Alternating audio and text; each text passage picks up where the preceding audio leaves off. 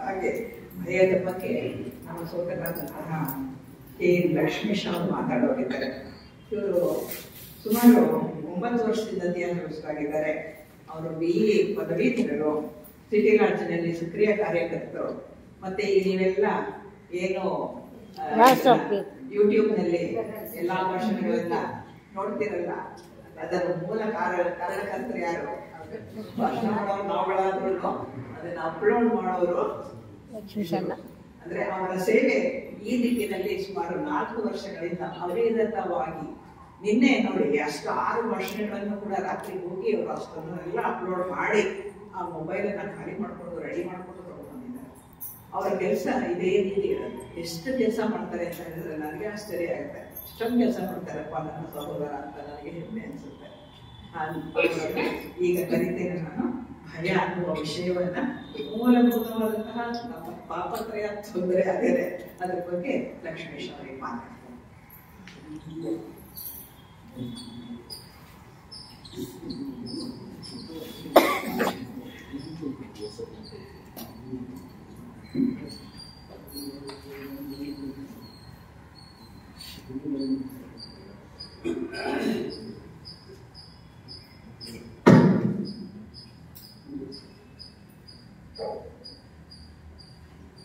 ಸಹೋದರ ಸಹೋದರಿಯರೇ,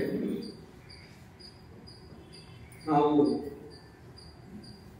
2 ದಿವಸದಲ್ಲಿ ಅಂದ್ರೆ 3 ದಿವಸಕ್ಕೆ ನಾವು ತೆಗೆದುಕೊಂಡಿರುವ ಗ್ರಂಥ ಮೊದಲ ಹಾಗೂ ಕೊನೆಯ.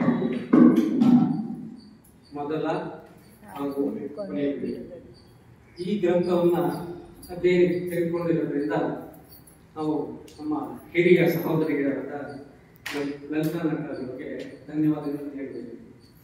ಯಾಕೆಂದ್ರೆ ಇದೊಂದು ಬಹಳ ಅತ್ಯುತ್ತಮವಾದ ಗ್ರಂಥ.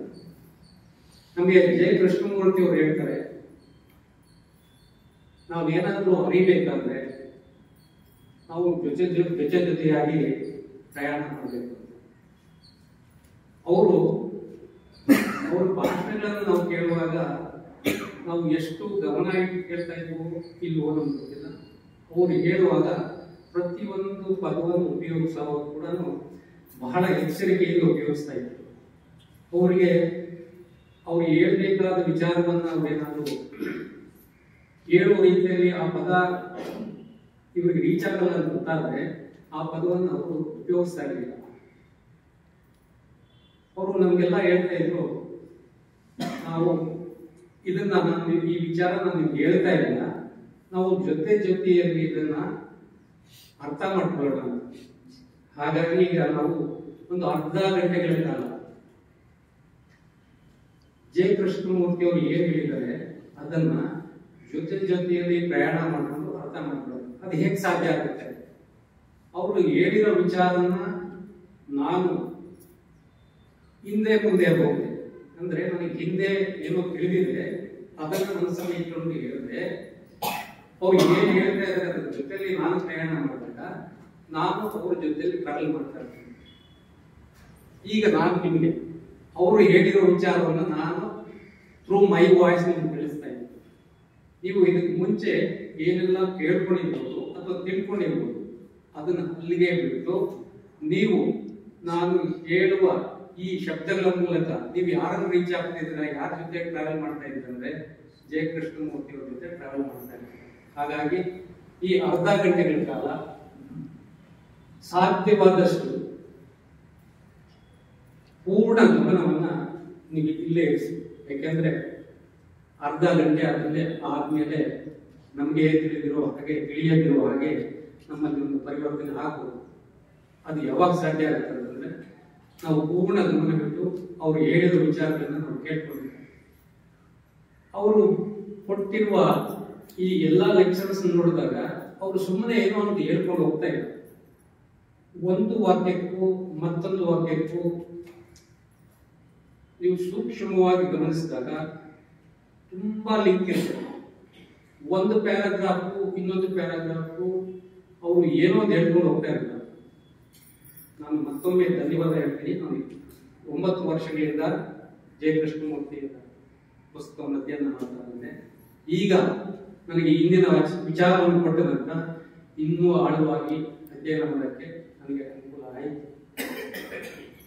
ಇಂದಿನ ವಿಚಾರ ಭಯ. ಅವರು ಯಾವುದೇ ಒಂದು ವಿಚಾರವನ್ನು ನಮಗೆ ತಿಳಿಸಬೇಕಾದ್ರೆ ಪ್ರಶ್ನೆಗಳ ಮುಖಾಂತರ ಪ್ರಾರಂಭಿಸ್ತಾರೆ. ಭಯ ಅನ್ನೋ ವಿಚಾರ ಶುರು ಮಾಡಿದ್ರು ಭಯವೆಂದರೆ ಅವರು ಯಾವುದೇ ಒಂದು ಪ್ರಶ್ನೆ ಕೇಳಿದ್ಮೇಲೆ ಅದಕ್ಕೆ ಸುಮ್ಮನೆ ಇರೋದು. ಭಯವೆಂದರೆ ಅದನ್ನು ಪೂರ್ಣ ವಿವರಣೆ ಕೊಡ್ತಾರೆ. ಭಯ ಯಾವುದಾದರೂ ಒಂದು ವಿಷಯಕ್ಕೆ ಅಥವಾ ವಿಚಾರಕ್ಕೆ ಸಂಬಂಧಿಸಿದಂತೆ ಮಾತ್ರ ಇರಲು ಸಾಧ್ಯ, ಅದು ಪ್ರತ್ಯೇಕವಾಗಿ ಇರಲು ಸಾಧ್ಯವಿಲ್ಲ. ಗಮನ ಕೊಟ್ಟು ನೋಡಿ, ಇದೆ. It cannot exist independent. ಮತ್ತೆ ಮುಂದುವರಿಸ್ತಾ ಹೇಳ್ತಾರೆ, ಲಿಂಕ್ ನೋಡಿ ಹೇಗೆ ಮಾಡ್ತಾರೆ. ನಾನು ಸಾವಿಗೆ ಹೆದರಲು ಹೇಗೆ ಸಾಧ್ಯ? ನನಗೆ ತಿಳಿಯದಿರುವ ಒಂದು ವಿಷಯದ ಬಗ್ಗೆ ನಾನು ಭಯಪಡಲು ಹೇಗೆ ಸಾಧ್ಯ? ನಾನು ಸಾವಿಗೆ ಭಯಪಡುತ್ತೇನೆ ಎಂದು ಹೇಳುವಾಗ ನನಗೆ ತಿಳಿದಿಲ್ಲದಿರುವ ಮರಣದ ಬಗ್ಗೆ ನಾನು ನಿಜವಾಗಿಯೂ ಭಯಪಡುತ್ತೇನೆಯೋ, ಅಥವಾ ನನಗೆ ತಿಳಿದಿರುವುದನ್ನು ಕಳೆದುಕೊಳ್ಳುತ್ತೇನೆಂದು ಭಯಪಡುತ್ತೇನೆಯೋ? ಪ್ರಶ್ನೆನ ಇಲ್ಲಿ ನಾನು ಅಂತ ಹೇಳಿದಾಗ ನಾನು ಓದ್ತಾ ಇರುವಾಗ ಅದು ನನಗೆ ಅನ್ವಯಿಸುತ್ತೆ, ನೀವು ಕೇಳಿಸ್ಕೊಳ್ತಾ ಇರುವಾಗ ಅನ್ವಯಿಸುತ್ತೆ. ನೀವು ಅಂತ ಹೇಳಿದಾಗ ಇಟ್ ಈಸ್ ಇಂಡಿವಿಜುವಲ್. ಅಂದ್ರೆ ಇಲ್ಲಿ ನಾವು ಪ್ರತಿಯೊಬ್ಬರು ನಾವೇ ಇದನ್ನು ಅರ್ಥ ಮಾಡ್ಕೊಳ್ತಾ ಇದ್ದೀವಿ. ಇಲ್ಲಿ ನಾನು ಅಂತ ಹೇಳಿದಾಗ ಇದು ನನಗೆ ಅನ್ವಯಿಸುತ್ತೆ, ನೀವು ಎಲ್ಲರೂ ಕೇಳಿಸ್ಕೊಳ್ತಾ ಇರುವ ನಿಮ್ಗೆ ಇಂಡಿವಿಜುವಲ್ ಆಗಿ ಅನ್ವಯಿಸ್ತಾ ಹೋಗುತ್ತೆ. ನನ್ನ ಭಯ ಹಣದ ಬಗ್ಗೆ ಅಲ್ಲ, ಆದರೆ ಸತ್ತಾಗ ನನ್ನ ಒಡೆತನದಲ್ಲಿರುವ ವಸ್ತುಗಳ ಸಹವಾಸವನ್ನು ಕಳೆದುಕೊಳ್ಳಬೇಕಲ್ಲ ಎಂಬುದೇ ನನಗೆ ಇರುವ ಭಯ. ಭಯ ಯಾವಾಗಲೂ ತಿಳಿದಿರುವುದಕ್ಕೆ ಸಂಬಂಧಿಸಿದೆಯೇ ಹೊರತು ತಿಳಿಯದಿರುವುದಕ್ಕಲ್ಲ. ಈ ಒಂದು ಪ್ಯಾರಾಗ್ರಾಫ್ ಎರಡು ಸೆಂಟೆನ್ಸಸ್ ಅಥವಾ ಎರಡು ವಿಚಾರಗಳನ್ನ ಎಷ್ಟು ಕ್ಲಾರಿಟಿಯಾಗಿ ಹೇಳಿದ್ರೆ, ಒಂದು ಭಯ ಇಟ್ ಕೆನಾಟ್ ಎಕ್ಸಿಸ್ಟ್ ಇಂಡಿಪೆಂಡೆಂಟ್ಲಿ. ಅಂದ್ರೆ ಭಯ ಯಾವುದಾದ್ರೂ ಒಂದು ವಿಚಾರಕ್ಕೆ ಸಂಬಂಧಪಟ್ಟಾಗೆ, ಅದು ಒಂದು ವಸ್ತುವಿಗೆ ಸಂಬಂಧಪಟ್ಟಾಗೆ ಮಾತ್ರ ಇರಲು ಸಾಧ್ಯ. ಇನ್ನೊಂದು ಭಯ ಯಾವಾಗಲೂ ತಿಳಿದಿರುವುದಕ್ಕೆ ಸಂಬಂಧಿಸಿರುತ್ತದೆ, ತಿಳಿದಿರುವುದಕ್ಕಲ್ಲ. ಮತ್ತೆ ಈ ಇದಾದ್ಮೇಲೆ ಕಂಟಿನ್ಯೂ ಮಾಡ್ತಾರೆ ನೋಡಿ, ಒಂದಕ್ಕೊಂದು ಲಿಂಕ್ ಇಲ್ಲದೆ ಹೋಗೋದಿಲ್ಲ. ನಮಗೆ ಈಗ ತಿಳಿದಿದೆ, ನಮಗೆ ಭಯ ಯಾವಾಗಲೂ ತಿಳಿದಿರುವುದಕ್ಕೆ ಸಂಬಂಧಿಸಿದಂತೆ ಮಾತ್ರ ಇರುತ್ತದೆ. ಆದ್ರಿಂದ ತಿಳಿದಿರುವುದಕ್ಕೆ ಸಂಬಂಧಿಸಿದ ಭಯದಿಂದ ಹೇಗೆ ಮುಕ್ತನಾಗಬಹುದು ಎಂಬುದನ್ನು ನಾವೀಗ ವಿಚಾರಿಸಬೇಕಾಗಿದೆ. ಆ ಭಯ ಯಾವುದೆಂದರೆ ನನ್ನ ಕುಟುಂಬವನ್ನು ಕಳೆದುಕೊಳ್ಳುವ ಭಯ, ನನ್ನ ಖ್ಯಾತಿ, ನನ್ನ ನಡತೆಯನ್ನು, ನನ್ನ ಆಸ್ತಿ ಪಾಸ್ತಿಗಳನ್ನು, ನನ್ನ ಬ್ಯಾಂಕಿನಲ್ಲಿರುವ ಹಣವನ್ನು ಕಳೆದುಕೊಳ್ಳುವ ಭಯ. ಈಗ ನೀವು ಹೇಳ್ಬೋದು, ಆ ಭಯ ನನ್ನ ಮನಸ್ಸಾಕ್ಷಿಯಿಂದ ಉದ್ಭವವಾಗಿದೆ, ಉತ್ಪತ್ತಿಯಾಗಿದೆ. ಮನಸ್ಸಾಕ್ಷಿ ಕಾನ್ಶಿಯನ್ಸ್ ಇಂದ ಬಂದಿದೆ. ಅವರು ಯಾವುದೇ ಒಂದು ಪದವನ್ನು ಉಪಯೋಗಿಸಿದಾಗ ಅದ್ರ ಎಕ್ಸ್ಪ್ಲನೇಷನ್ ಕೊಡ್ತಾರೆ. ನಿಮ್ಮ ಮನಸ್ಸಾಕ್ಷಿ ಅಂದ್ರೆ ಏನು, ನಿಮ್ಮ ಕಾನ್ಶಿಯನ್ಸ್ ಅಂದ್ರೆ ಏನು? ಆದ್ರೆ ನಿಮ್ಮ ಮನಸ್ಸಾಕ್ಷಿ ನಿರ್ಬಂಧನೆಯಿಂದ ರೂಪಿತವಾಗಿದೆ. ಆದ್ದರಿಂದ ಮನಸ್ಸಾಕ್ಷಿ ಎಂಬುದು ತಿಳಿದಿರುವುದರ ಫಲಿತಾಂಶ ಮಾತ್ರ. ಮನಸ್ಸಾಕ್ಷಿ ಎಂಬುದು ಕೂಡ ತಿಳಿದಿರುವುದಕ್ಕೆ ಸಂಬಂಧಪಟ್ಟಿರುವುದು. ಮತ್ತೆ ಮುಂದುವರಿಸ್ತಾ ಹೇಳ್ತೇನೆ, ನನಗೇನು ತಿಳಿದಿದೆ? ನಾವು ಅಂದ್ಕೊಂಡಿರ್ತೀವಿ ನಮಗೆಲ್ಲ ತಿಳಿದಿದೆ. ಪಾಂಡಿತ್ಯ ಅಂದ್ರೆ, ನಾಲೆಡ್ಜ್ ಅಂದ್ರೆ ವಿಚಾರಗಳನ್ನು ತಿಳಿದುಕೊಂಡು ವಸ್ತುಗಳ ಬಗ್ಗೆ ಅಭಿಪ್ರಾಯಗಳನ್ನು ಹೊಂದಿರುವುದು, ತಿಳಿದಿರುವುದಕ್ಕೆ ಸಂಬಂಧಿಸಿದಂತೆ ಮುಂದುವರಿಕೆಯ ಒಂದು ಭಾವನೆಯನ್ನು ಹೊಂದಿರುವುದು. ಇಷ್ಟೇ ಪಾಂಡಿತ್ಯವೆಂದರೆ. ಇದಕ್ಕಿಂತ ಹೆಚ್ಚಿನದೇನೂ ಇಲ್ಲ. ವಿಚಾರಗಳೆಂದರೆ ನೆನಪುಗಳು, ಒಂದು ಸವಾಲಿಗೆ ಪ್ರತಿಕ್ರಿಯೆಯಾಗಿ ಪಡೆದ ಅನುಭವದ ಫಲ. ನಾನು ತಿಳಿದಿರುವುದರ ಬಗ್ಗೆ ಭಯಪಡುತ್ತೇನೆ. ಈ ಭಯ ಯಾವುದೆಂದರೆ ಜನರನ್ನು, ವಸ್ತುಗಳನ್ನು ಅಥವಾ ವಿಚಾರಗಳನ್ನು ಕಳೆದುಕೊಳ್ಳುವ ಭಯ. ನಾನು ಯಾರು ಎಂಬುದನ್ನು ಕಂಡು ಹಿಡಿಯುವುದರ ಭಯ, ಕಳೆದುಕೊಳ್ಳುವುದರ ಭಯ. ಕಳೆದುಕೊಂಡಾಗ ಅಥವಾ ಗಳಿಸದಿದ್ದಾಗ ಅಥವಾ ಮತ್ತಷ್ಟು ಸುಖವನ್ನು ಪಡೆಯಲು ಸಾಧ್ಯವಿಲ್ಲದಿದ್ದಾಗ ಉಂಟಾಗಬಹುದಾದ ನೋವನ್ನು ಅನುಭವಿಸುವ ಭಯ. ನಾವೇನೋ ಗಳಿಸಬೇಕಂತಿದ್ದೀವಿ, ಅದು ಸಾಧ್ಯವಿಲ್ಲದಿದ್ದಾಗ ಅದನ್ನ ಅದರಿಂದ ಉಂಟಾಗಬಹುದಾದ ನೋವನ್ನು ಅನುಭವಿಸುವ ಭಯ. ಈ ನೋವನ್ನು ಅದನ್ನು ಏನ್ ಮಾಡ್ತಾರೆ, ನೆಕ್ಸ್ಟ್ ಪ್ಯಾರಾಗ್ರಾಫ್ ಅಲ್ಲಿ ಲಿಂಕ್ ತಗೊಳ್ತಾರೆ. ನೋವಿನ ಬಗ್ಗೆ ಹೆದರಿಕೆ ಇದೆ. ಭೌತಿಕ ನೋವು ನರಗಳಿಂದ ಹೊರಡುವ ಪ್ರತಿಕ್ರಿಯೆ, ನಮಗೆಲ್ಲ ತಿಳಿದಿದೆ. ಭೌತಿಕ ನೋವು ನರಗಳಿಂದ ಹೊರಡುವ ಪ್ರತಿಕ್ರಿಯೆ. ಆದರೆ ಮಾನಸಿಕ ನೋವು ನನಗೆ ತೃಪ್ತಿ ಕೊಡುವ ವಸ್ತುಗಳನ್ನು ನಾನು ಭದ್ರವಾಗಿ ಹಿಡಿದುಕೊಂಡಾಗ ಉತ್ಪತ್ತಿಯಾಗುತ್ತದೆ. ಏಕೆಂದರೆ ಆಗ ನಾನು ಯಾವುದಾದರೂ ಅಥವಾ ಯಾರಾದರೂ ಅವುಗಳನ್ನು ನನ್ನಿಂದ ಕಸಿದುಕೊಳ್ಳುತ್ತಾರೋ ಎಂಬುದು ಭಯ.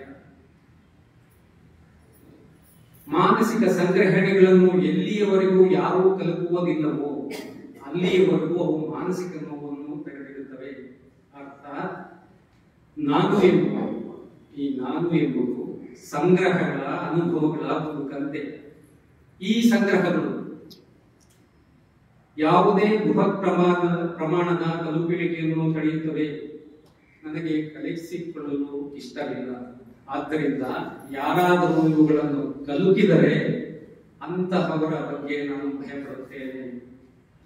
ಹೀಗೆ ನನ್ನ ಭಯ ಎಂಬುದು ತಿಳಿದಿರುವುದಕ್ಕೆ ಸಂಬಂಧಿಸಿದೆ. ನಾನು ಭೌತಿಕ ಅಥವಾ ಮಾನಸಿಕ ಸಂಗ್ರಹಗಳಿಗೆ ಸಂಬಂಧಪಟ್ಟಂತೆ ಭಯಪಡುತ್ತೇನೆ. ಏಕೆಂದರೆ ನಾನು ನೋವನ್ನು ದೂರವಿಡಲು ಅಥವಾ ದುಃಖವನ್ನು ತಡೆಯಲು ಒಂದು ಸಾಧನವಾಗಿ, ಆಸ್ ಅನ್ ಇನ್ಸ್ಟ್ರೂಮೆಂಟ್, ನಾನು ನೋವನ್ನು ದೂರವಿಡಲು ಅಥವಾ ದುಃಖವನ್ನು ತಡೆಯಲು ಒಂದು ಸಾಧನವಾಗಿ ಈ ಸಂಗ್ರಹಗಳನ್ನು ಶೇಖರಿಸಿಕೊಂಡಿದ್ದೇನೆ. ಆದರೆ ಏನ್ ಹೇಳ್ತಾರೆ ನೋಡಿ, ಆದರೆ ದುಃಖವು ಮಾನಸಿಕ ನೋವನ್ನು ದೂರವಿಡಲು ಸಂಗ್ರಹಿಸುವ ಪ್ರಕ್ರಿಯೆಯಲ್ಲಿಯೇ ಅಡಗಿದೆ. ಪಾಂಡಿತ್ಯವು ಸಹ ನೋವನ್ನು ತಡೆಯುವುದರಲ್ಲಿ ಸಹಾಯ ಮಾಡುತ್ತದೆ. ವೈದ್ಯಕೀಯ ಜ್ಞಾನ ಭೌತಿಕ ನೋವನ್ನು ತಡೆಯಲು ಸಹಾಯ ಮಾಡುವಂತೆ ಮಾನಸಿಕ ನೋವನ್ನು ತಡೆಯುವ ನಂಬಿಕೆಗಳು ನನಗೆ ಸಹಾಯ ಮಾಡುತ್ತದೆ. ಅಂತಹ ನಂಬಿಕೆಗಳ ಬಗ್ಗೆ ನನಗೆ ಪರಿಪೂರ್ಣವಾದ ತಿಳುವಳಿಕೆಯಾಗಲಿ ಅಥವಾ ಮೂರ್ತ ರೂಪವಾದ ರುಜುವಾತಾಗಲಿ ಇಲ್ಲದಿದ್ದರೂ ಅವುಗಳನ್ನು ಕಳೆದುಕೊಳ್ಳಲು ನಾನು ಭಯಪಡುತ್ತೇನೆ. ನನ್ನ ಸ್ವಂತ ಅನುಭವ ನನಗೆ ವಿಶ್ವಾಸ, ಬಲ ಮತ್ತು ಅರಿವುಗಳನ್ನು ಕೊಡುವುದರಿಂದ ನಾನು ನನ್ನ ಮೇಲೆ ಹೇರಲ್ಪಡುವ ಕೆಲವು ಸಾಂಪ್ರದಾಯಿಕ ನಂಬಿಕೆಗಳನ್ನು ನಿರಾಕರಿಸಬಹುದು. ಆದರೆ ನಾನು ಸಂಗ್ರಹಿಸಿರುವ ನಂಬಿಕೆಗಳು ಮತ್ತು ಪಾಂಡಿತ್ಯವು ಸಹ ಮೂಲತಃ ಅಂತವೇ ಆಗಿವೆ. ನೋವನ್ನು ದೂರವಿಡುವ ಒಂದು ಸಾಧನ. ಎಲ್ಲಿಯವರೆಗೆ ತಿಳಿದಿರುವುದರ ಸಂಗ್ರಹಣೆ ನಡೆಯುತ್ತದೆಯೋ ಅಲ್ಲಿಯವರೆಗೂ ಭಯ ಇದ್ದೇ ಇರುತ್ತದೆ. ಏಕೆಂದರೆ ತಿಳಿದಿರುವುದರ ಸಂಗ್ರಹಣೆ ಅವುಗಳನ್ನು ಕಳೆದುಕೊಳ್ಳುವ ಭಯವನ್ನು ಉತ್ಪತ್ತಿ ಮಾಡುತ್ತದೆ. ಆದ್ದರಿಂದ ತಿಳಿದಿಲ್ಲದಿರುವುದರ ಭಯವೆಂಬುದು ಸಂಗ್ರಹಿಸಲ್ಪಟ್ಟಿರುವ ತಿಳಿದಿರುವುದನ್ನು ಕಳೆದುಕೊಳ್ಳುವುದರ ಭಯ ಮಾತ್ರ.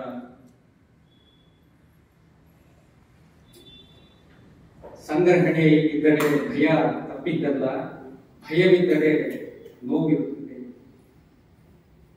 ನಾನು ಕಳೆದುಕೊಳ್ಳಕೂಡದು ಎಂದು ಹೇಳಿದ ಕ್ಷಣದಲ್ಲಿಯೇ ಭಯ ಇರುತ್ತದೆ.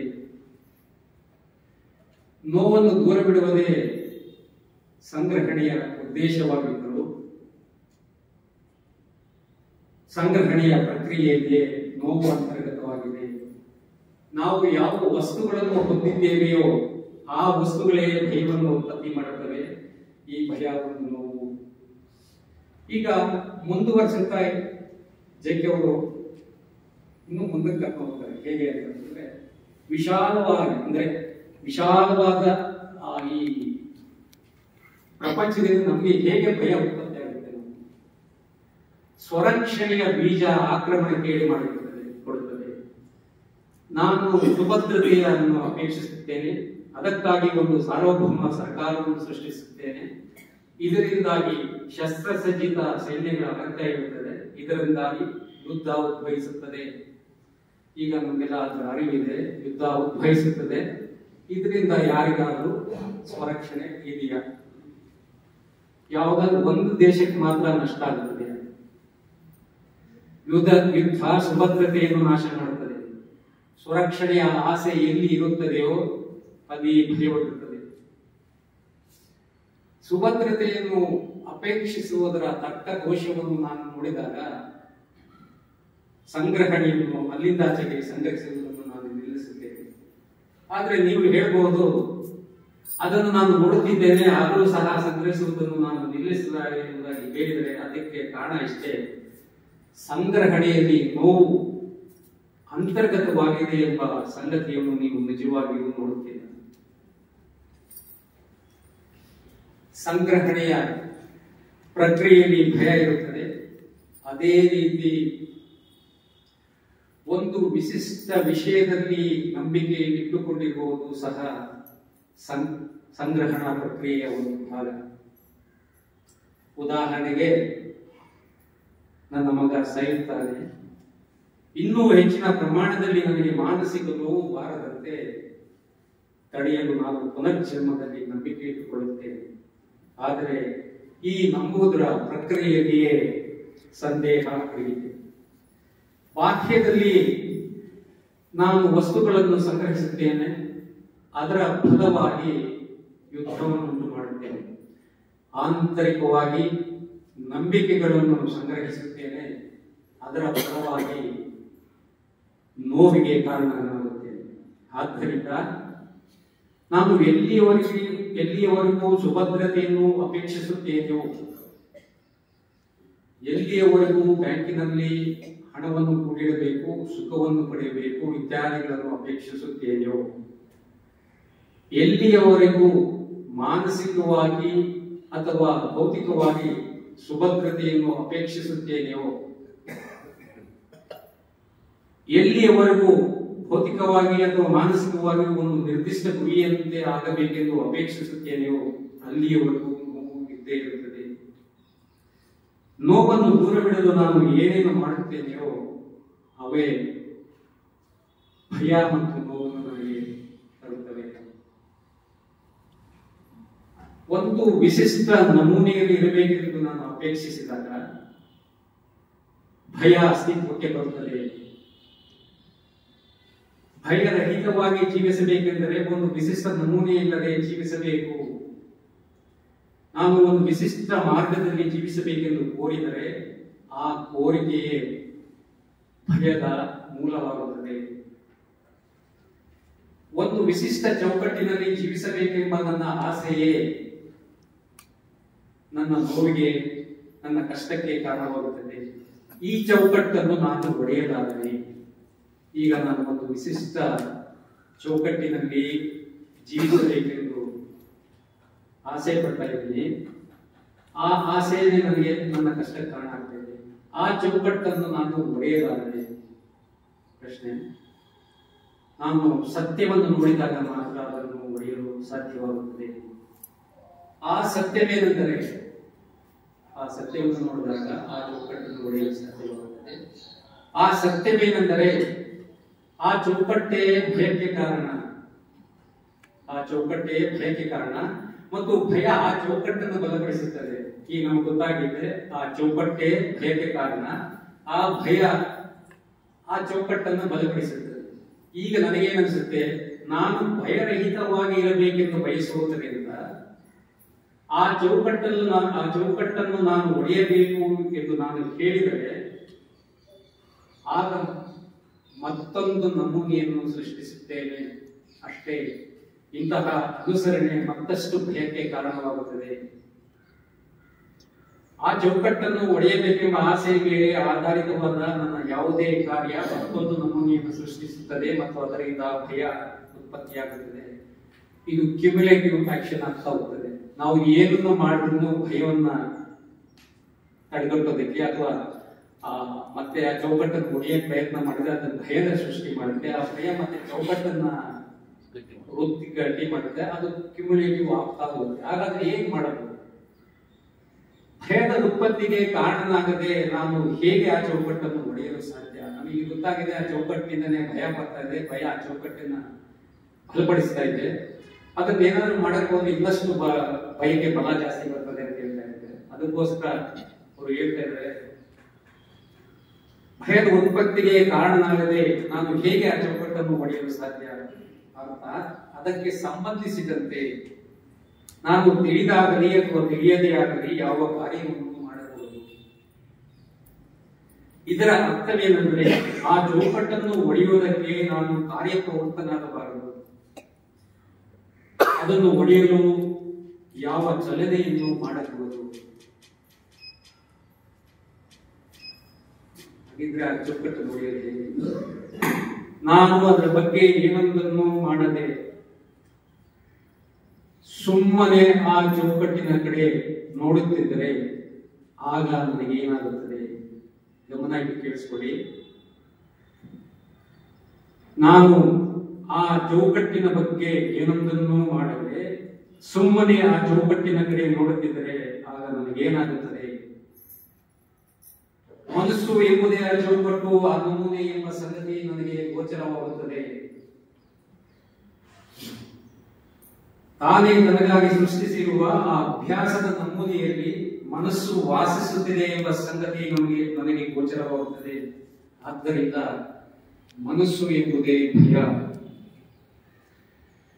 ಮನಸ್ಸು ಯಾವ ಕ್ರಿಯೆಯನ್ನು ಮಾಡಿದರೂ ಅದು ಒಂದು ಹಳೆಯ ನಮೂನೆಯನ್ನು ಬಲಪಡಿಸುತ್ತದೆ ಅಥವಾ ಒಂದು ಹೊಸ ನಮೂನೆಯನ್ನು ಸೃಷ್ಟಿಸುತ್ತದೆ. ಇದರ ಅರ್ಥವೇನೆಂದರೆ ಮನಸ್ಸು ತಾನು ಭಯದಿಂದ ಮುಕ್ತವಾಗಲು ಏನನ್ನು ಮಾಡಿದರೂ ಅದು ಭಯಕ್ಕೆ ಕಾರಣವಾಗುತ್ತದೆ. ತಪ್ಪಿಸಿಕೊಳ್ಳುವ ಅನೇಕ ಮಾರ್ಗಗಳನ್ನು ಭಯ ಕಂಡುಕೊಂಡಿದೆ. ಸಾಮಾನ್ಯವಾದ ಮಾರ್ಗವೆಂದರೆ ಏಕೀಕರಣ, ಐಡೆಂಟಿಫಿಕೇಶನ್. ರಾಷ್ಟ್ರದೊಡನೆ, ಸಮಾಜದೊಡನೆ ಮತ್ತು ವಿಚಾರದೊಡನೆ ಏಕೀಕರಣ. ನೀವು ಒಂದು ಮೆರವಣಿಗೆಯನ್ನು ನೋಡಿದಾಗ ಆ ಮೆರವಣಿಗೆ ಒಂದು ಸೈನ್ಯದ ಮೆರವಣಿಗೆ ಅಥವಾ ಒಂದು ಧಾರ್ಮಿಕ ಮೆರವಣಿಗೆಯನ್ನು ನೋಡಿದಾಗ ಅಥವಾ ನಿಮ್ಮ ರಾಷ್ಟ್ರವನ್ನು ಪರರಾಷ್ಟ್ರ ಆಕ್ರಮಿಸಬಹುದೆಂಬ ಅಪಾಯವಿರುವಾಗ, ಇವೆಲ್ಲ ನಮಗೆ ನಿಜ ಜೀವನದಲ್ಲಿ ನಡೀತಾ ಇರೋದು. ನಾವು ಯಾವುದೋ ಒಂದು ಸೈನ್ಯದ ಮೆರವಣಿಗೆ ನೋಡ್ತೀವಿ ಅಥವಾ ನಮ್ಮ ಧರ್ಮಕ್ಕೆ ಸೇರಿದ ಒಂದು ಮೆರವಣಿಗೆಯನ್ನು ನೋಡ್ತೀವಿ ಅಥವಾ ಈಗ ರೀಸೆಂಟ್ ಆಗಿ ನಮ್ಮ ದೇಶಕ್ಕೂ ಪರದೇಶಕ್ಕೂ ಯುದ್ಧ ನಡೆಯುವ ಸಂದರ್ಭ ಬಂದಾಗ ನೀವು ಹೇಗೆ ಪ್ರತಿಸ್ಪಂದಿಸುತ್ತೀರಿ ಎಂಬುದನ್ನು ಗಮನಿಸಬೇಕು. ಹೇಳೋದಲ್ಲ, ಗಮನಿಸಿಲ್ಲವೇ? ಆಗ ನೀವು ನಿಮ್ಮ ರಾಷ್ಟ್ರ ಅಥವಾ ಒಬ್ಬ ವ್ಯಕ್ತಿ ಅಥವಾ ಒಂದು ವಿಚಾರ ಪ್ರಣಾಳಿಕೆಯೊಡನೆ ಏಕೀಕರಿಸಿಕೊಳ್ಳುತ್ತೀರಿ. ಅದೇ ರೀತಿ ಬೇರೆ ಕೆಲವು ಸಮಯಗಳಲ್ಲಿ ನೀವು ನಿಮ್ಮ ಮಗುವಿನೊಡನೆ, ಪತ್ನಿಯೊಡನೆ, ಒಂದು ವಿಶಿಷ್ಟ ಕಾರ್ಯವಿಧಾನದೊಡನೆ ಅಥವಾ ಕಾರ್ಯ ಮಾಡದಿರುವುದರೊಡನೆ ಏಕೀಕರಿಸಿಕೊಳ್ಳುತ್ತೀರಿ. ಇದನ್ನು ನಾವು ಎವ್ರಿಡೇ ಮಾಡ್ತಾ ಇದ್ದೇವೆ. ಏಕೀಕರಣವೆಂಬುದು ತನ್ನನ್ನು ತಾನು ಮರೆಯುವುದರ ಒಂದು ಪ್ರಕ್ರಿಯೆ. ಏಕೀಕರಣ ನಾವು ಯಾವುದರ ಜೊತೆ ನಾವು ಐಡೆಂಟಿಫೈ ಮಾಡ್ಕೊಳ್ತೀವಿ ಅದಕ್ಕೆ ಕಾರಣ ಏನಂದ್ರೆ ನಮ್ಮನ್ನು ನಾವು ಮರೆಯುವುದಕ್ಕೆ. ಎಲ್ಲಿಯವರೆಗೂ ನಾನು ಎಂಬುದರ ಪ್ರಜ್ಞೆ ನನಗೆ ಇರುತ್ತದೆಯೋ, ಎಲ್ಲಿಯವರೆಗೂ ನಾನು ಎಂಬುದರ ಪ್ರಜ್ಞೆ ನನಗೆ ಇರುತ್ತದೆಯೋ ಅಲ್ಲಿಯವರೆಗೂ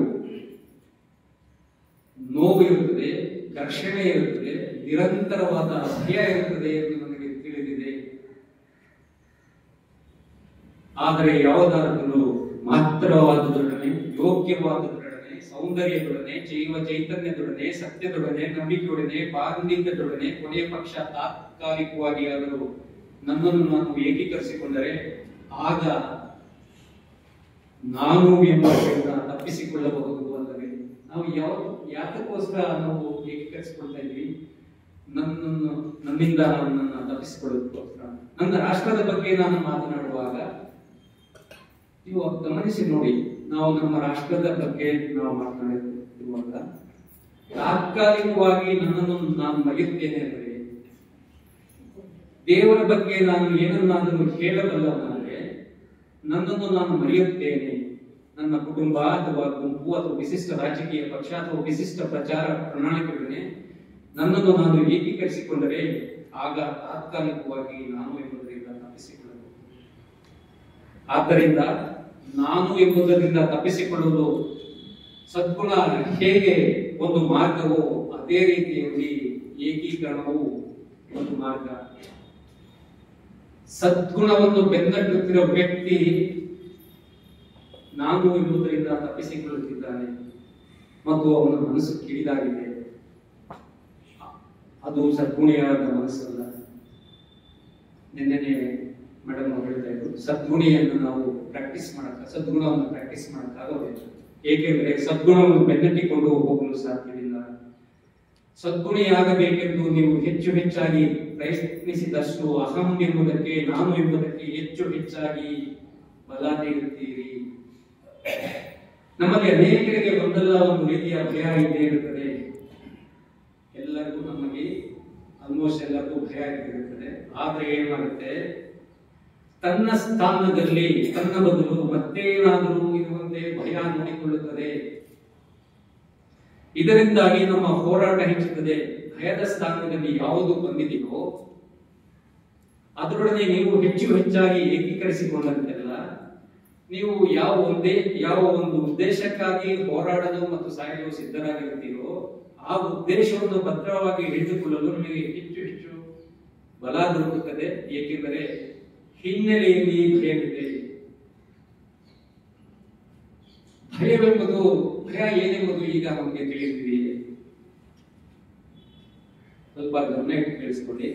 ಭಯ ಏನೆಂಬುದು ಈಗ ನಮಗೆ ತಿಳಿದಿದೆಯಾ? ವಾಸ್ತವವಾಗಿ ಇರುವುದನ್ನು ಒಪ್ಪಿಕೊಳ್ಳದಿರುವುದೇ ಭಯವಲ್ಲವೇ? ಒಪ್ಪಿಕೊಳ್ಳುವುದು ಅಥವಾ ಸ್ವೀಕಾರ ಎಂಬ ಪದವನ್ನು ನಾವು ಅರ್ಥ ಮಾಡಿಕೊಳ್ಳಬೇಕು. ಸ್ವೀಕರಿಸಲು ಮಾಡುವ ಪ್ರಯತ್ನಕ್ಕೆ ನಾವು ಆ ಪದವನ್ನು ಬಳಸುತ್ತಿಲ್ಲ.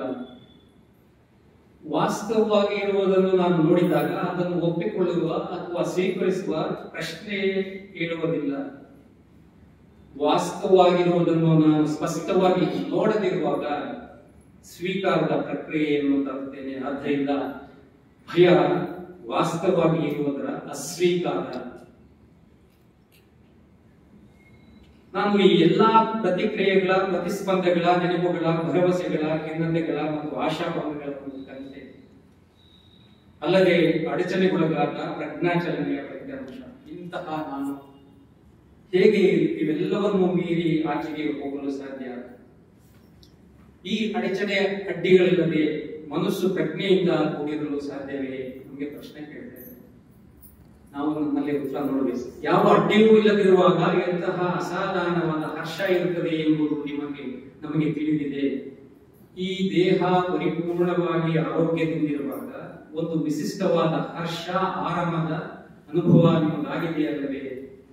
ಯಾವ ಅಡಚಣೆಯೂ ಇಲ್ಲದೆ ಮನಸ್ಸು ಸಂಪೂರ್ಣವಾಗಿ ಮುಕ್ತವಾಗಿರುವಾಗ, ನಾನು ಎಂಬ ಗುರುತಿಸುವ ಕೇಂದ್ರ ಇದ್ದಿರುವಾಗ ನಿಮಗೆ ಒಂದು ರೀತಿಯ ಹರ್ಷದ ಅನುಭವವಾಗುತ್ತದೆ ಅಲ್ಲವೇ? ಅಹಂ ಎಂಬುದು ಇಲ್ಲದಿರುವ ಅಥವಾ ಗೈರು ಹಾಜರಾಗಿರುವ ಇಂತಹ ಸ್ಥಿತಿಯನ್ನು ನೀವು ಅನುಭವಿಸುತ್ತೀರಲ್ಲವೇ?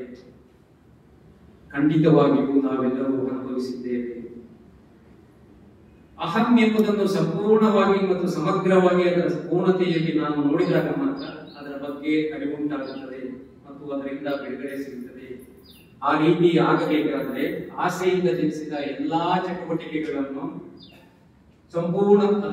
ಸಂಪೂರ್ಣ ಪ್ರಕ್ರಿಯೆಯನ್ನು ನಾವು ಅರ್ಥಕೊಳ್ಳಬೇಕು. ಆಸೆ ನಮ್ಮ ಆಲೋಚನೆಯ ಒಂದು ಅಭಿವ್ಯಕ್ತಿ.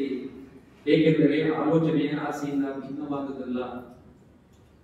ಆಸೆಯಿಂದ ಜನಿಸಿದ ಎಲ್ಲಾ ಚಟುವಟಿಕೆಗಳ ಸಂಪೂರ್ಣ ಪ್ರಕ್ರಿಯೆಯನ್ನು ಯಾವ ಸಮರ್ಥನೆಯೂ ಇಲ್ಲದೆ, ನಿಂದನೆಯೂ ಇಲ್ಲದೆ, ಅತುಬೀಳ್ತಿಯೂ ಇಲ್ಲದೆ ಅರಿತುಕೊಳ್ಳಬೇಕಾಗುತ್ತದೆ. ಅದನ್ನು ಅರಿಯಬಲ್ಲವನಾದರೆ ಆಗ ಅಹಂ ಎಂಬುದರ ನಿರ್ಬಂಧಗಳಿಂದ ಆಚೆಗೆ ಹೋಗಲು ಸಾಧ್ಯವಿದೆಯೇ ಎಂಬುದನ್ನು ನಾನು ತಿಳಿಯುತ್ತೇನೆ.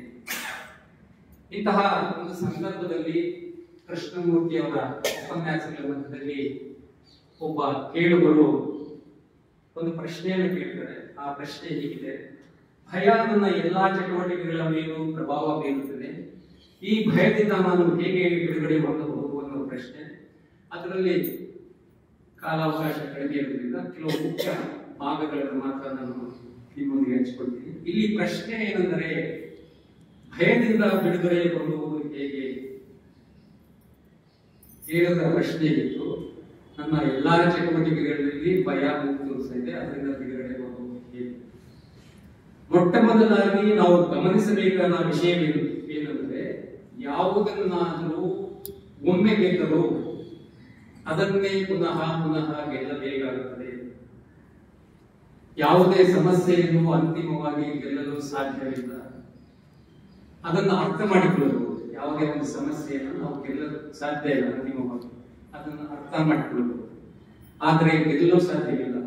ಅವೆರಡು ಅಂದರೆ ಒಂದು ಸಮಸ್ಯೆಯನ್ನು ಗೆಲ್ಲುವುದು ಮತ್ತು ಒಂದು ಸಮಸ್ಯೆಯನ್ನು ಅರ್ಥ ಮಾಡಿಕೊಳ್ಳುವುದು, ಇವೆರಡು ಭಿನ್ನವಾದ ಪ್ರಕ್ರಿಯೆಗಳು. ಹೇಗೆಂದರೆ, ಗೆಲ್ಲುವ ಪ್ರಕ್ರಿಯೆ ಮತ್ತಷ್ಟು ಗೊಂದಲಕ್ಕೆ ಮತ್ತಷ್ಟು ಬಯಕೆ ಮಾಡಿಕೊಡುತ್ತದೆ. ಒಂದು ಸಮಸ್ಯೆಯನ್ನು ನಿರೋಧಿಸುವುದು, ಅಂಕೇಳಿಟ್ಟುಕೊಳ್ಳುವುದು, ಅದರ ಜೊತೆ ಹೋರಾಡುವುದು ಅಥವಾ ಅದರ ವಿರುದ್ಧ ರಕ್ಷಣೆಯನ್ನು ನಿರ್ಮಿಸಿಕೊಳ್ಳುವುದು ಇತ್ಯಾದಿಗಳ ಪರಿಣಾಮವಾಗಿ ಮತ್ತಷ್ಟು ಘರ್ಷಣೆ ಉತ್ಪತ್ತಿಯಾಗುತ್ತದೆ ಅಷ್ಟೇ. ಅದರ ಬದಲು ನಮಗೆ ಭಯವನ್ನು ಅರ್ಥ ಮಾಡಿಕೊಳ್ಳಲು ಸಾಧ್ಯವಾದರೆ ಹೆಜ್ಜೆ ಹೆಜ್ಜೆಯಾಗಿ ಸಂಪೂರ್ಣವಾಗಿ ಅದರ ಒಳ ಹೋಗುವುದರ ಎಲ್ಲವನ್ನು ವಿವರವಾಗಿ ನೋಡಿದರೆ ಆಗ ಭಯ ಯಾವ ರೂಪದಲ್ಲೂ ಮತ್ತೆಂದಿಗೂ ಹಿಂತಿರುಗುವುದಿಲ್ಲ. ನಾವು ಯಾವುದಕ್ಕೆ ಭಯಪಡುತ್ತೇವೆ? ನಾವು ಒಂದು ವಾಸ್ತವಿಕ ಸಂಗತಿಗೆ ಹೆದರುತ್ತೇವೆ ಅಥವಾ ಆ ಸಂಗತಿಯನ್ನು ಕುರಿತ ಒಂದು ವಿಚಾರಕ್ಕೆ ಹೆದರುತ್ತೇವೆ? ನಾವು ಒಂದು ವಸ್ತುವಿಗೆ ಅದು ಇರುವಂತೆ ಹೆದರುತ್ತೇವೆ ಅಥವಾ ಆ ವಸ್ತು ಹೇಗಿರಬಹುದೆಂದು ನಾವು ಆಲೋಚಿಸುತ್ತೇವೆಯೋ ಅದಕ್ಕೆ ಹೆದರುತ್ತೇವೆಯೇ? ಇಲ್ಲೊಂದು ಉದಾಹರಣೆ ಕೊಡ್ತಾ ಇದ್ದಾರೆ. ಮರಣವನ್ನು ತೆಗೆದುಕೊಳ್ಳಿ. ನಾವು ಮರಣದ ವಾಸ್ತವಿಕ ಸಂಗತಿಯ ಬಗ್ಗೆ ಭಯಪಡುತ್ತೇವೆಯೋ ಅಥವಾ ಮರಣದ ಬಗ್ಗೆ ನಾವು ಹೊಂದಿರುವ ಕಲ್ಪನೆಗೆ ಭಯಪಡುತ್ತೇವೆಯೋ? ವಾಸ್ತವಿಕ ಸಂಗತಿ ಮತ್ತು ಆ ಸಂಗತಿಯ ಬಗ್ಗೆ ಕಲ್ಪನೆ ಇವೆರಡೂ ಬೇರೆ ಬೇರೆ. ಭಯಕ್ಕೆ ಕಾರಣವೇನೆಂದರೆ ಆ ಸಂಗತಿ ಎಂತೋ ಏನೋ ಅದು ಏನು ಮಾಡುತ್ತದೆಯೋ ಎಂದು ಅದರ ಬಗ್ಗೆ ನನಗಿರುವ ಶಂಕೆ. ವಾಸ್ತವಿಕ ಸಂಗತಿಯ ಬಗ್ಗೆ ನನ್ನ ಅಭಿಪ್ರಾಯ, ನನ್ನ ವಿಚಾರ, ನನ್ನ ಅನುಭವ, ನನ್ನ ತಿಳುವಳಿಕೆ ಇವು ಭಯವನ್ನು ಉತ್ಪತ್ತಿ ಮಾಡುತ್ತವೆ. ಎಲ್ಲಿಯವರೆಗೆ ವಾಸ್ತವಿಕ ಸಂಗತಿಯನ್ನು ಶಬ್ದಗಳಲ್ಲಿ ನಿರೂಪಿಸುತ್ತೇವೆಯೋ, ವಾಸ್ತವಿಕ ಸಂಗತಿಗೆ ಒಂದು ಹೆಸರನ್ನು ಕೊಟ್ಟು ಆ ಮೂಲಕ ಆ ಹೆಸರಿನೊಡನೆ ಏಕೀಕರಿಸಿಕೊಳ್ಳುತ್ತೇವೆಯೋ ಅಥವಾ ನಿಂದಿಸುತ್ತೇವೆಯೋ, ಎಲ್ಲಿಯವರೆಗೆ ಆಲೋಚನೆ ವೀಕ್ಷಕನಾಗಿ ವಾಸ್ತವಿಕ ಸಂಗತಿಯ ಬಗ್ಗೆ ತೀರ್ಪು ನೀಡುತ್ತದೆಯೋ ಅಲ್ಲಿಯವರೆಗೆ ಭಯ ಇದ್ದೇ ಇರುತ್ತದೆ. ಆಲೋಚನೆ ಗತಕಾಲದ ಉತ್ಪನ್ನ. ಶಾಬ್ದಿಕ ನಿರೂಪಣೆಯ ಮೂಲಕ, ಸಂಕೇತಗಳ ಮೂಲಕ ಮಾತ್ರ ಆಲೋಚನೆ ಅಸ್ತಿತ್ವದಲ್ಲಿರಲು ಸಾಧ್ಯ. ಎಲ್ಲಿಯವರೆಗೆ ಆಲೋಚನೆ ವಾಸ್ತವಿಕ ಸಂಗತಿಯನ್ನು ದೃಷ್ಟಿಸುತ್ತದೆಯೋ, ವೀಕ್ಷಿಸುತ್ತದೆಯೋ ಅಥವಾ ಅನುವಾದಿಸುತ್ತದೆಯೋ ಅಲ್ಲಿಯವರೆಗೂ ಭಯ ಇದ್ದೇ ಇರುತ್ತದೆ. ಈ ರೀತಿಯಲ್ಲಿ ಮನಸ್ಸು ಭಯವನ್ನು ಉತ್ಪತ್ತಿ ಮಾಡುತ್ತದೆ. ಇಲ್ಲಿ ಮನಸ್ಸೆಂದರೆ ಆಲೋಚಿಸುವಿಕೆಯ ಪ್ರಕ್ರಿಯೆ. ಆಲೋಚಿಸುವಿಕೆ ಎಂಬುದು ಶಾಬ್ದಿಕ ನಿರೂಪಣೆಯಾಗಿದೆ. ಶಬ್ದಗಳಿಲ್ಲದೆ, ಸಂಕೇತಗಳಿಲ್ಲದೆ ಅಥವಾ ಕಲ್ಪಿತ ಚಿತ್ರಗಳಿಲ್ಲದೆ ನೀವು ಆಲೋಚಿಸಲಾಗದೆ. ಈ ಕಲ್ಪಿತ ಚಿತ್ರಗಳು ನಿಜವಾಗಿಯೂ ಪೂರ್ವಾಭಿಪ್ರಾಯಗಳು, ಹಿಂದೆ ಪಡೆದಂತಹ ತಿಳುವಳಿಕೆ, ಮನಸ್ಸಿನ ಶಿಲ್ಪೆಗಳು. ಇವು ಸಂಗತಿಯ ಮೇಲೆ ಪ್ರಕ್ಷೇಪಿತವಾಗುತ್ತವೆ. ಈ ಪ್ರಕ್ಷೇಪಣೆಯಿಂದ ಭಯ ಉತ್ಪತ್ತಿಯಾಗುತ್ತದೆ.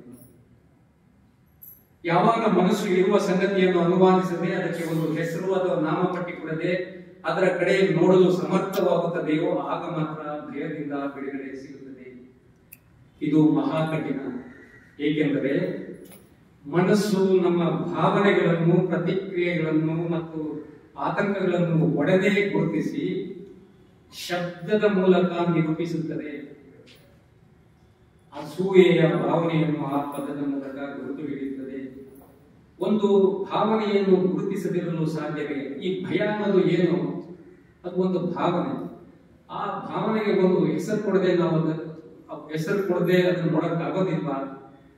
ನಿಜವಾಗ್ಲೂ ನಾವು ಪ್ರಯತ್ನ ಮಾಡಿ ನೋಡ್ಬೋದು. ನಮಗೆ ಯಾವ್ದಾದ್ರು ಭಯ ಆಗ್ತಾ ಇದೆ, ಆ ಭಯ ಅನ್ನೋ ಭಾವನೆ ನಮ್ಮಲ್ಲಿ ಇರ್ತದಲ್ಲ, ಆ ಭಯದ ಭಾವನೆಯನ್ನು ನೀವು ವೀಕ್ಷಿಸುತ್ತಾ ಇದ್ರೆ ಇದನ್ನ ನೀವು ಪ್ರಯೋಗ ಮಾಡಿ ನೋಡ್ಬೋದು. ಯಾಕಂದ್ರೆ ಜೆ ಕೃಷ್ಣಮೂರ್ತಿ ಅವರು ಹೇಳಿದರೆ, ಆ ಪ್ರಯೋಗವನ್ನು ನಾನು ಮಾಡಿ ನೋಡಿದ್ದೀನಿ. ಆ ಭಾವನೆಯನ್ನು ನಾವು ಅದಕ್ಕೆ ಯಾವ ಹೆಸರನ್ನೂ ಕೊಡದೆ ಸುಮ್ಮನೆ ನೋಡುತ್ತಿದ್ದರೆ, ಆ ಭಾವನೆಯನ್ನು ಆ ಹೆಸರನ್ನು ನೋಡುತ್ತಿದ್ದರೆ ಅದು ಒಣಗಿ ಉದುರಿ ಹೋಗುವುದನ್ನು ನೀವೇ ಕಾಣುತ್ತೀರಿ. ಆದ್ದರಿಂದ ಒಬ್ಬ ವ್ಯಕ್ತಿ ಭಯದಿಂದ ಸಂಪೂರ್ಣವಾಗಿ ಬಿಡುಗಡೆ ಹೊಂದಬೇಕಾದರೆ ಅವನು ವಾಸ್ತವಿಕ ಸಂಗತಿಗಳನ್ನು ಶಬ್ದಗಳ ಮೂಲಕ ನಿರೂಪಿಸುವುದರ ಹಾಗೂ ಸಂಕೇತ ಅಥವಾ ಕಲ್ಪಿತ ಚಿತ್ರಗಳ ಮೂಲಕ ಪ್ರಕ್ಷೇಪಿಸುವುದರ ಸಮಗ್ರ ಪ್ರಕ್ರಿಯೆಯನ್ನು ಅತ್ಯಗತ್ಯವಾಗಿ ಅರ್ಥ ಮಾಡಿಕೊಳ್ಳಬೇಕಾಗುತ್ತದೆ. ತನ್ನ ಬಗ್ಗೆ ತಿಳುವಳಿಕೆ ಪಡೆಯುವುದೇ ಜ್ಞಾನದ ಪ್ರಾರಂಭವೇ ಭಯದ ಅಂತ್ಯ.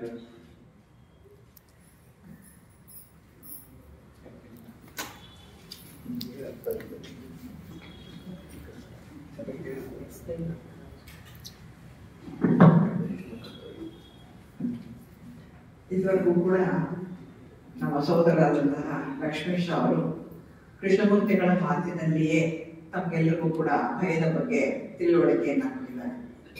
ತುಂಬಾ ಚೆನ್ನಾಗಿ ಮಾತಾಡಿದ್ರು. ಅವರಿಗೆ ನಮ್ಮ ಮನೆಯವರ ಪರವಾಗಿ ಧನ್ಯವಾದಗಳನ್ನು ಅರ್ಪಿಸ್ತೇನೆ.